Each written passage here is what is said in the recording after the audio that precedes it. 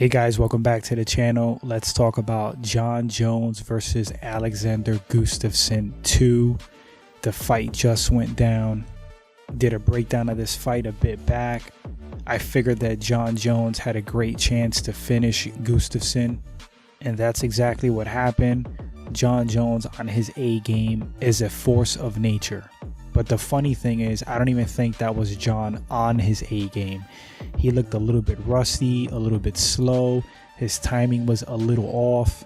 But as the fight went on, he got slicker and slicker and started to pick Gustafsson apart. So let's get into how this fight went down.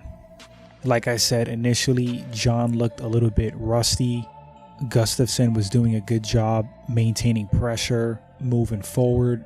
Stylistically and size-wise, Gustafsson is a challenging match for Jon. You saw that in the first fight. Jon did say in the first fight he didn't even train for it, but I just think that Gustafsson matches up well with Jon. In this second fight, Jon made the adjustments. He said himself in the post-fight that he was trying to avoid Gustafsson's boxing, and he did that masterfully in their fight. What Jones did really well as the fight went on, he mixed it up. He was throwing kicks, body shots, the threat of the takedown was there. And I do agree with his corner, he was forcing him at first. Great advice by Greg Jackson to just let the takedowns come, grab him as you see him. I didn't see Gustafsson land anything significant or anything that really hurt Jon. Jones, on the other hand, landed some nasty elbows, some great kicks to the body. He did damage to Gustafsson's legs, and he basically just picked him apart. Jones is a master at controlling distance. He does a lot of framing with his arms. He does an awesome job at covering up defense and staying just out of range of strikes. It's hard to get inside on him when he stretches his arms out and frames. He's really good at that. I think what helped Jones with the takedown right before the finish was that Gustafsson's leg was hurt. It kind of looks like he just gave up that takedown. Once on the ground, Jon just used part of his well-rounded skill set to pound Gus out. Gustafsson got completely dominated on the ground. It was just a masterful performance. Jon has always been the true champ at 205. Nobody has defeated this man yet. After the fight, Daniel Cormier was brought up.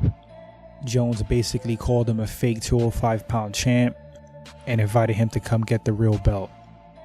I don't think Jon has anything left to prove as far as fighting DC at 205. He's beat him twice, the second time convincingly by knockout. If anything, the fight to make, I think, is at heavyweight. I think at heavyweight, DC is a whole other animal. He has super crazy knockout power at heavyweight, and that's a very dangerous fight for Jon. That's the fight that people want to see, if anything. Jon Jones versus DC at heavyweight. DC going down in weight and depleting himself again to fight at 205 makes no sense to me. We've seen that fight twice and Jon has beaten him twice. Let's see it at heavyweight, and to me, honestly, that's a pick'em fight. You could assume that Jon has his number. You could assume that he will beat him at heavyweight as well. But it's a completely different weight class. We've never seen Jon at heavyweight, and we know what DC can do in that weight class. He's undefeated. Going back to strictly Jon Jones talk, I really hope he walks the straight and narrow, is extremely cautious with what he puts in his body, because he is so talented. You simply cannot deny this man's greatness. There's a few fighters in the greatest of all time talks. Jon is without a doubt in that discussion, and in the eyes of many, he is the greatest of all time. So anyway guys, what did you think about that fight? Were you shocked that Jones stopped Gustafsson? Who would you like Jon to fight next? Do you want to see Jon versus DC at light heavyweight or heavyweight? Again, I feel heavyweight is the fight to make. Thanks for watching guys, and I'll catch you on the next segment.